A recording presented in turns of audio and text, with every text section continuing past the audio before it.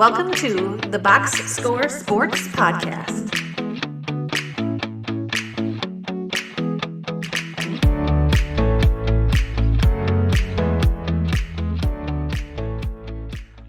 So let's talk about the game, Clint. Let's talk about the big game coming up, the Niners, the Lions. So just to give everybody kind of the idea of what we're looking at as far as what like the smart people are saying about the game.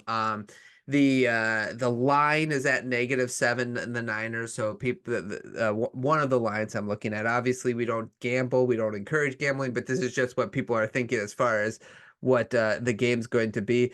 Interesting. I thought the over/under is 51 points. So if it's not raining, maybe we'll get there, right? Do you know what the weather's going to be like? Or Supposed to be sunny and warm. okay, So it's good. 70 on Sunday. I know. I kept looking. I'm like, please don't rain. Please don't rain. I can't do any more rain.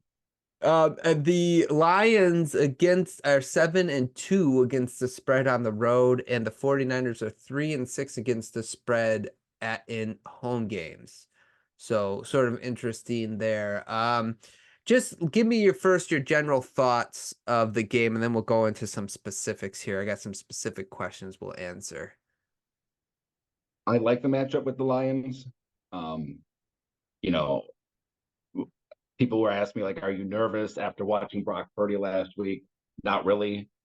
I mean, he's bad in the rain. He's got small hands. I'm not one of those, like, let's go to the combine and double check all these numbers, but he does have smaller hands. And we've seen in his, year and a half starting, 3 of the games where it rained haven't been pretty. So, but I think it's a good offensive matchup. I think both teams will score in this game. So I think we'll get over 51 for sure. I think both teams will get into the high 20s. Yeah, I do agree with you. And I kind of like when I think about games, when I'm picking games, I kind of one factor I think it is now it doesn't always play a part is like if there's a blowout, who could you see blowing out the other team? And then it kind of gives you a little bit more confidence in who you pick. And I'd have to say that'd be the 49ers in this case. What concerns me too is some of the, listening. I don't know how much podcasts you have listened to, but, kind of like early kind of feels like a lot of people are like, oh, but the Lions, and then they're kind of down on the Niners because I don't know if they're factoring in the rain enough. I don't like that. I don't like that as a Lions fan because I think the Niners being any type of underdog, whether it's like a narrative underdog or whatever, it's just going to feel that fire. I do, for the most part, I'll be straightforward. I'm do like this matchup for the Niners as well. But we'll get into more of the details. So why don't you tell me what the thing you're most confident in the 49ers in this game? I think they'll be able to throw the ball, barring rain. Yeah. I think even like in the Bucks game, it'll come and go. But I feel confident, especially if Debo plays, even if he sounds like he's 50-50. And I think if he's 50-50, he will attempt to play. But I just think, what is it, Sutton, one of the cornerbacks for the Lions, like he's like a turnstile. Yeah. So I think you find a matchup with him. So I have confidence, barring, as I said, weather, that the 49ers will move the ball through the air quite effectively. And I was less certain about it, but the last couple of weeks, teams have run on the Lions with more success than normal. And I think that is for the Lions, that is like a death blow if the 49ers can effectively run and throw. Then they get in, Shanahan gets into that game where if you think McCaffrey's going to get 5 yards of carry, you got to creep up into the box and so on and so forth. And that creates like a chain reaction. Yeah, so if I'm looking at this right, yeah, and I agree with you, by the way. You're gonna be able to pass the ball. What's the word on Debo? He's right. The last I saw was 50-50. There was no Okay. break. It's like a muscle thing. So I mean, if it's 50-50, I think he'll play. He'll fight to play. I don't know if he'll be 100%, but if you just have him out there, running some kind of decoy, or even if you can get him the ball a few times, will serve its purpose. Okay. Because, obviously that's going to be play somewhat of a factor, right? Because it's not, you can't like he is a huge part of their offense, and I think if he ends up not playing, that could help the Lions stay within striking distance in this game. Um, now I'll tell you the one thing I'm most confident in the Lions is I think if they can get the run game going, it's something that the Packers had success with. Um, if they especially stick with Gibbs. Gibbs has been explosive the last couple weeks, and I don't mind like them going back and forth with Montgomery and Gibbs, but towards the end of the game against Tampa, one of the things that was striking to me is that they didn't keep going to Gibbs, like because Gibbs was kind of like tearing up Tampa Bay. So I think like the one thing I think the Lions can do against the Niners is run the ball, and that can set up their play action. And like I think this goes to what you said to start out our discussion is basically it could be a high scoring game because I think both teams are gonna be able to move the ball, and one's gonna be through the air probably more so. Although I'm with you, I think McCaffrey will probably be able to run on the Lions, because I just think he'll run on most teams, and then the Lions have the run game that sets up the pass. Yeah, the Lions' run game worries me some, because they ran pretty good on Tampa, and Tampa's a good run defense. And I don't know if it's rust. The Niners' run defense has not been great lately, and they did a decent job on Aaron Jones for chunks of the game. He had that 55-yard run or whatever at the end, so that put him at 107. So he's right around 50 something yards before then, but it's still effective enough for the play action. So I think with the Lions, you got to just make them pass or make them run. If Yeah. you're gonna play back and dare the Lions to run it a bunch, I would probably tend to heat them up and try to get Jared Goff to beat me through the air personally. Get a little pressure on him, maybe he makes a mistake, but yeah, I think the Lions will be fairly effective running the ball unless the 49ers, like you said, the narrative and last week was kind of like, we can't cruise to the Super Bowl. Yeah, correct. And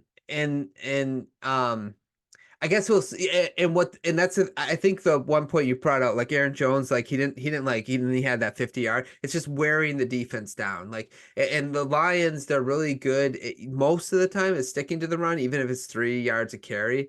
Like I was talking to my brother about this on when we were talking. I'm like, I don't understand why the Lions aren't running the ball more. And he's like, well, they're not doing a good job. I'm like, I'm like, I think they are. So I looked up the stats and they're averaging like three yards a carry. I'm like, no, that's all you need. That's all you need in the NFL. Stay ahead of the sticks, 3 yards a carry, wear that defense down, and then you get some explosive runs eventually, and you're still controlling the ball.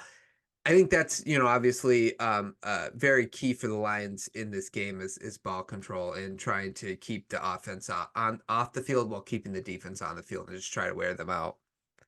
Yeah, they got to find a balance, because I think the Lions will be in trouble if they are predictable when they are going to Correct. run the ball. If Yep. you're just going to come out on first down and try to hammer it, and the Niners see you're going to run it, and then it's suddenly 2nd and 9. Right.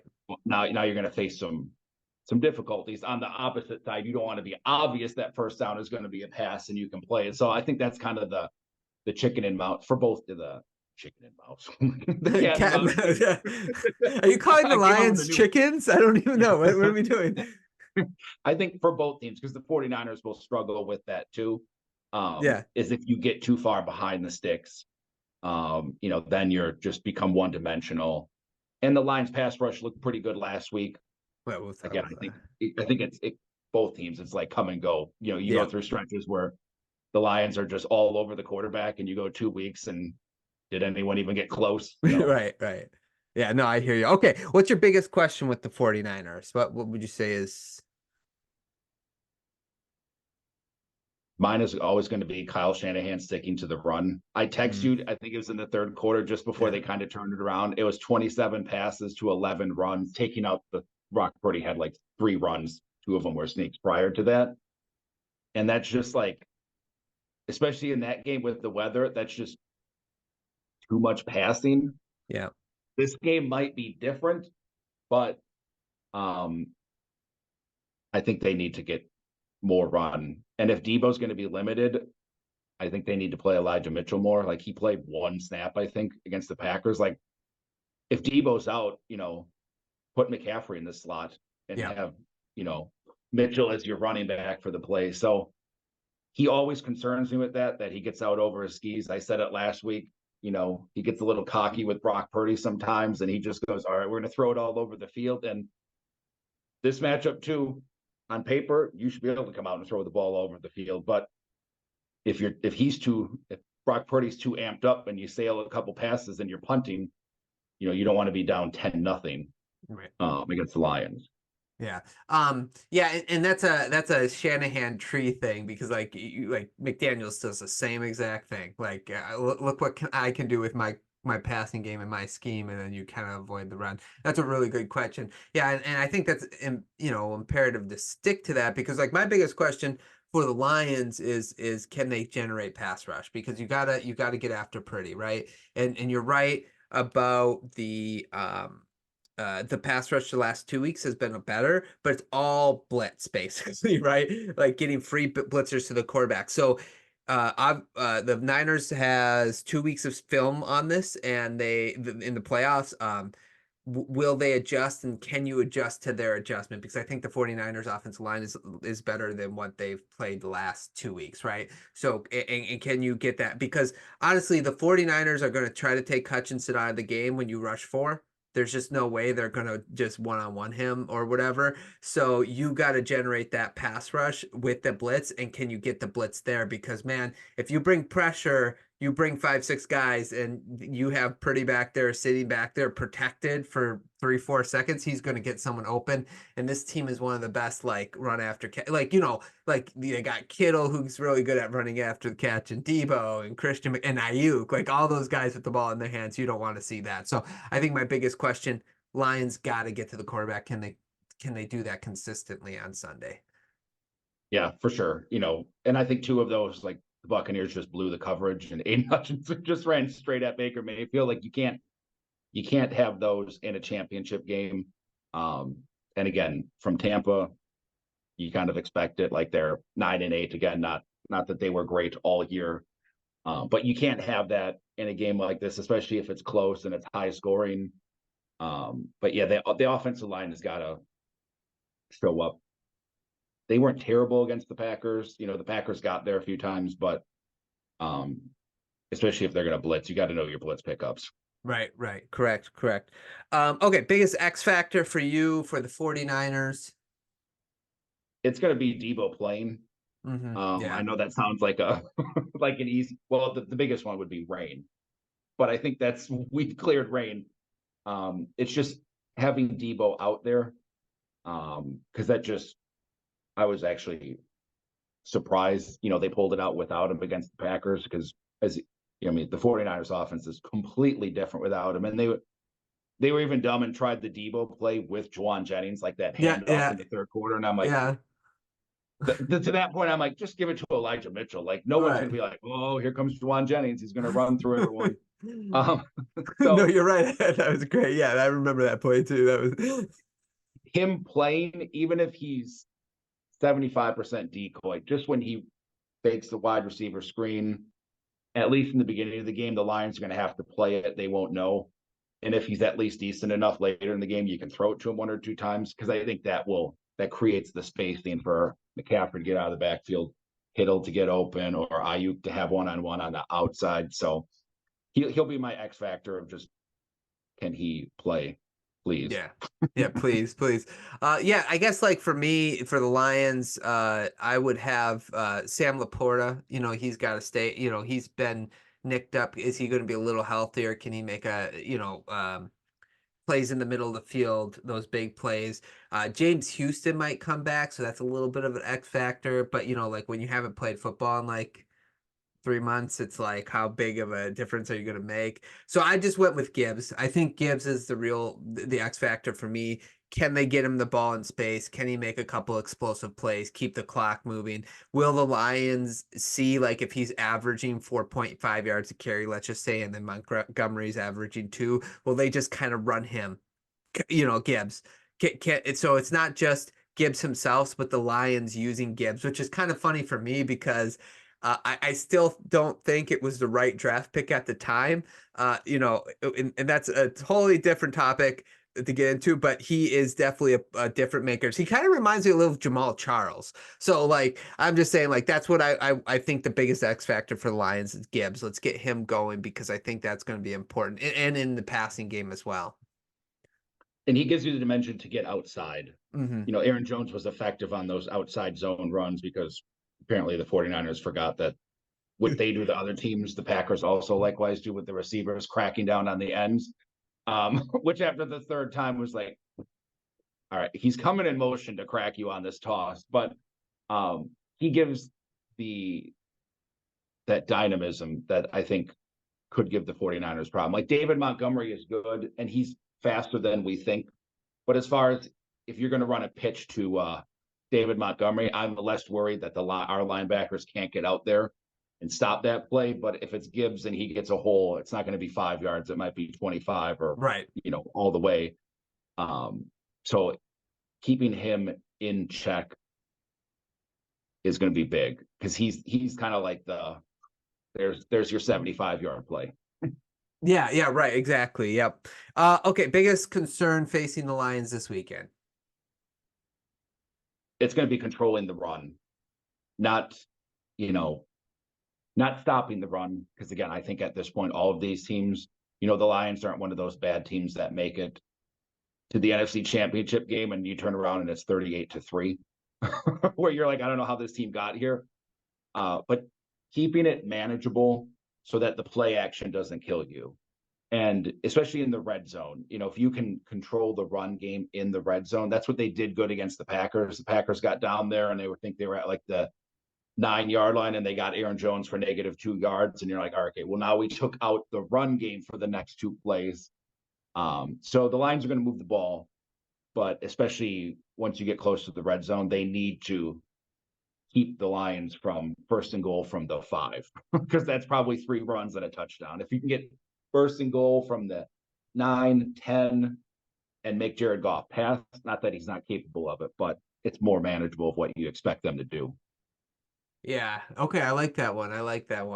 My biggest concern for the 49 it's just they're more of a complete team. I just to be like totally general about it, but honest about it. Like, so going into the playoffs, I thought there was 2 complete teams, the Ravens, the Niners. So yeah, they both have little flaws, but like if you're like the 2, we're going into San Francisco, they're a complete team. They have the run after catch ability, the passing ability to slice that secondary up, and we know what Mike Evans, CeeDee Lamb, who was it in the first round there that just Puka just tore up the Lions. So it's just that side of the ball in the generating the pass rush. If the Lions get down by 10 and Young and Bosa can just pin their ears back and they know they just it's just gonna be a rough day. So just the completeness of their team, it's not like they have any huge glaring weakness that I'm just like, oh yeah, we could take advantage of this.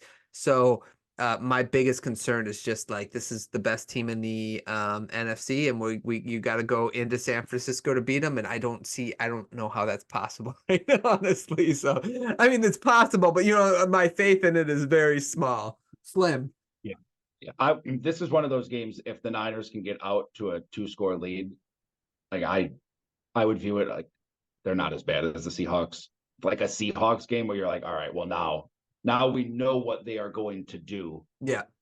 And when you're up, then your whole playbook for the Niners is in front of you. So they should have done it last week, but they bailed themselves out. But if you can get a lead on the Lions, like Jared Goff has been good, but he still has those stretches where, and Brock Purdy the same way. If the Lions got up 10-0, where you're going, where was that throw going? Or like you said, the pass rush for both teams. If you're Aiden Hutchinson's going to be able to tee off, then you're going to have problems. Yeah, it kind of. I was going to ask this question, but I kind of like what quarterback do you trust most in this game? And it's almost like the quarterback that I trust most is the quarterback that doesn't deal with the most pressure, right? Like it's not like I don't think one is more talented than the other. I think Goff is playing a little bit like because of recent memory, he's just playing a little bit better right now because Purdy just got done playing in the rain. So everyone's like, oh, look at Jared Goff. But people forgot, like in the first quarter, Jared Goff tried to throw an interception to the Tampa Bay Buccaneers in the end zone. And the very next play, which was 3rd and goal, it was like at the 8 or 6 yard line. And Ben Johnson's like, yeah, we're going to run it here and kick the field goal because we're not going to throw an interception. Like Goff did the same thing when they played the Rams where he kind of threw the ball backwards and they recovered it. But it's the Lions recovered it, but so he'll kind of give you a throw or two where the defense has to take advantage of it, and we know Purdy is capable of that as well. Purdy is, but I would say that I think the best quarterback in this game is going to be the one that has almost the least amount of pressure. That's the one that's going to win this game, and I default to the fact that the Niners. I don't see the Lions being able to generate pass rush without blitzing. And I think that I like the offensive line for the Niners, and I think that they'll give Purdy enough time to make things happen. Whereas the Niners are different. Rush 4, they usually can get to the quarterback by rushing 4, and that's not a good place to be for any team, in my opinion. So Yeah, this is just a game of like two system quarterbacks. Like I know people hate always that say word. that Yeah. it's like a negative, but you're like, I mean, they pretty much fit the system. They adjusted like, around how the game is going, maybe too much sometimes, but like you said, that was a perfect example. Jared Goff threw a gimme, he dropped it, and they were like, let's just take some points on this drive. And Yeah. same with Shanahan, like before half, like Purdy was all over the place and they ran the clock, and then they had one play. It was like a deep crosser to Ayuk that was kind of open, but the Packers got pressure, and he's like, all right, well, we'll just try to take a field goal. And it's just, it works to its benefits and its detriments. When both of these guys are on, it just looks perfect. And it's just like, wow, these guys are awesome. And when there's pressure or something's a little off, they can both look like, when's the last time you actually played a pro game? Yeah, right. Some of No, those right. Purdy throws are like, have you ever thrown a football in the rain? Because that one came out sideways, like something. So you're right. Whoever either gets the pressure or can't overcome like their nerves or excitement of a big game. Yeah. You don't want to come out of this game either quarterback 0 for 5 because you're sailing some passes because you're excited, and then you look at the scoreboard and then you're in trouble. Yeah, so who do you say the most pressure is on? Who has the more pressure on this game between whether it's, the teams? The 49ers. Yeah. This is your, like, again, it's not like a slight to the Lions, but if you're the 49ers and your path to the Super Bowl was the 7 seed, and then what were the Lions, the 3? Yeah, the 3 seed, like you didn't have to go through Dallas, which probably would have been easier. Yeah, right. Dallas or Philadelphia, which was built up to this, like, there's not many times that you're going to get a 7 and a 3 seed where you have like distinct advantages over. Yep. So I think as a team, there's pressure, but I think to what you were saying is they played so poorly in that Packer game that everyone has kind of done and there's all this doubt, which I think hopefully they turn that, and it's 35-10 at halftime.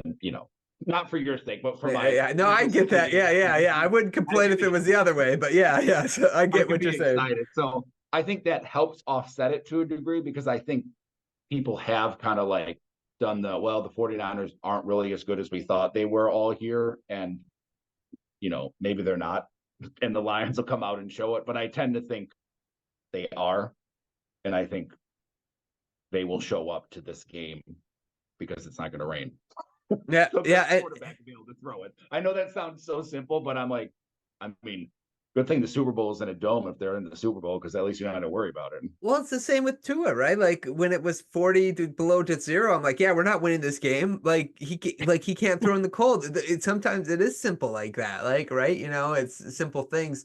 Yeah, I think that's the thing, is I do think there's more pressure on the 49ers, but the pressure isn't as much as it could be because they did have kind of a weak week. I wonder too how much that was rust, right? Because they didn't really play any real football in like 3 weeks, right? Because so I'm just saying, like, I think now that they got the one under their belt, they'll probably be ready to go. So how does the 49ers win this game?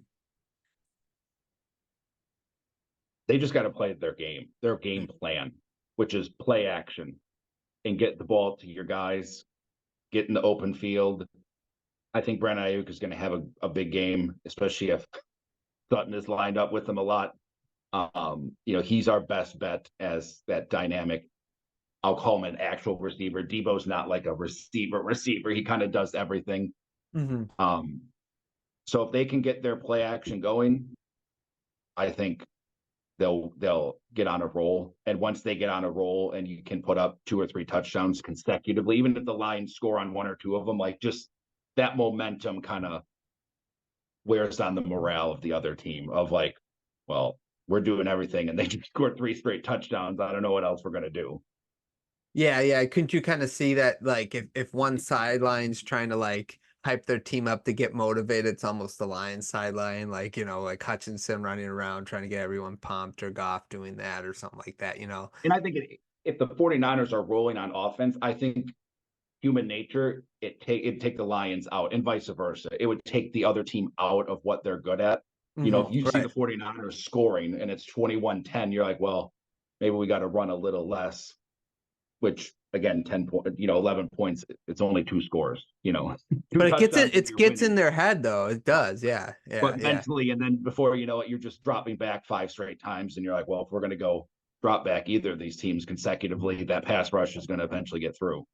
Yeah, I tend to agree with you on that too. Everything you said, making the Lions one-dimensional too, whether it's taking away something or forcing them by scoring, making the score out of reach, a double-digit score or whatever, to force them to become more of a passing team, taking away the play action. That's also going to help them win this game. How do you see the Lions winning this game if they, if they won this game? How would you see that happening? Turnovers.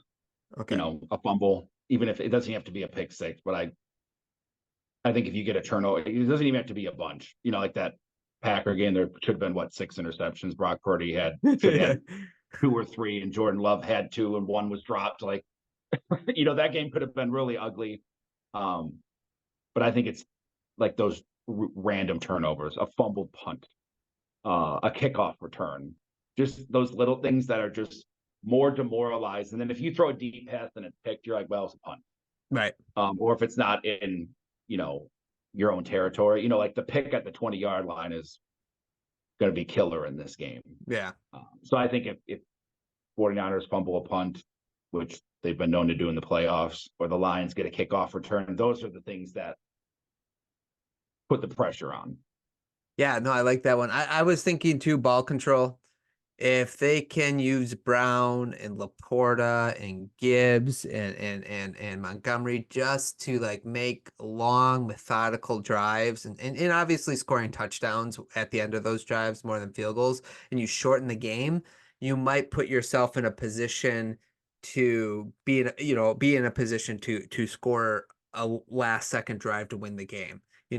If you try to do a shootout with the Niners and trying to throw in a ball downfield and trying to score 30, I just don't think you can play that game. And that's I think that's where the Niners will get you, is like you thinking that you're going to have to score 40 points. You're just not going to, I don't think. So just 6 to 8 minutes drives, getting Brown open the middle field, getting Laporta open, nickeling and diming them, taking what they get you, taking what the defense gives you is what I'm trying to say, and the running game. I think that can help them try to pull off the upset here, because keep the offense cold. And then give them as less chances of hurting you. That's the other way I think they could win this game. Yeah, and I know it sounds simple because we say it, or at least I say it all the time, but like that Packer game was a perfect example of, if you get in the red zone, like if you're just going to kick field goals or try to do a tush push and end up with 3 drives in the red zone and 6 points, like, as great as you feel as you were moving the ball, the other team can be like, what did they kicked the field goal, they didn't get it. The Niners had like a 4-play drive for a touchdown, and you're like, we've just had the ball almost the whole quarter, and now we're losing 7-3. Yeah. Like those are little things in these games where it sounds simple, but I think, the barring them getting behind early, like the Lions are going to move the ball.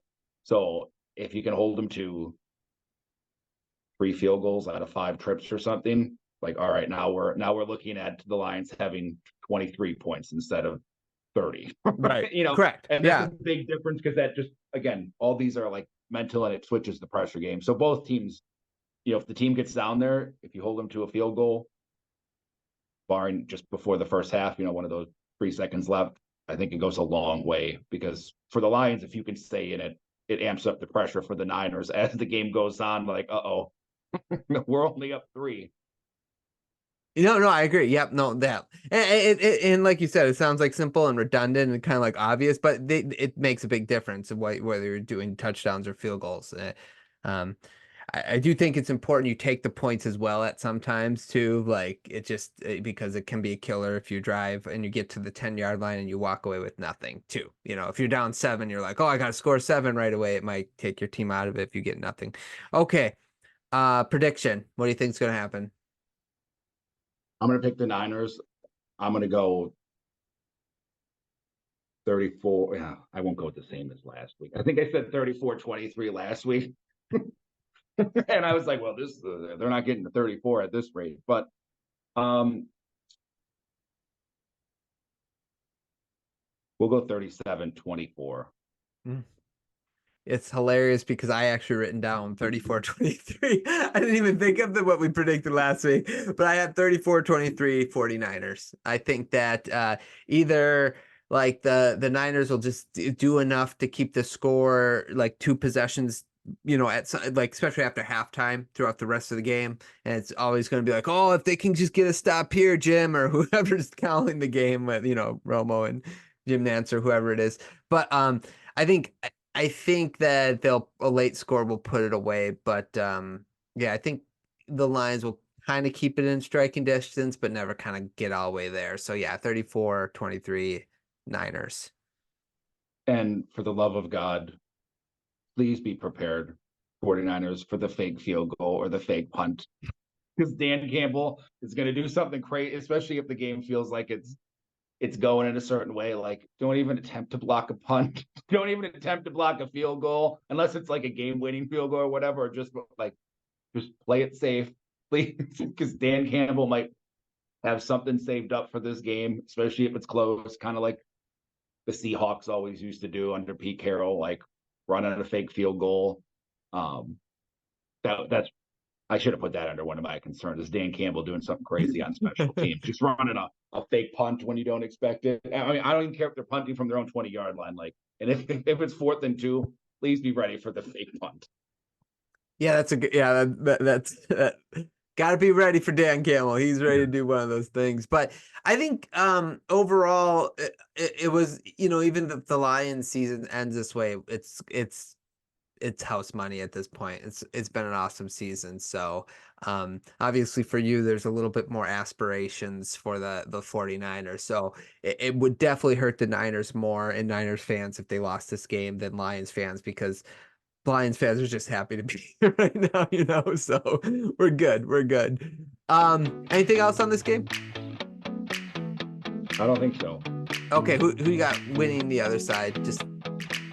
Thanks so much for watching this clip of the Box Score Sports Podcast. I hope you guys enjoyed. If you haven't yet, please subscribe to our channel. Follow us on Instagram and Twitter or X. And we'll talk to you guys real soon. See ya.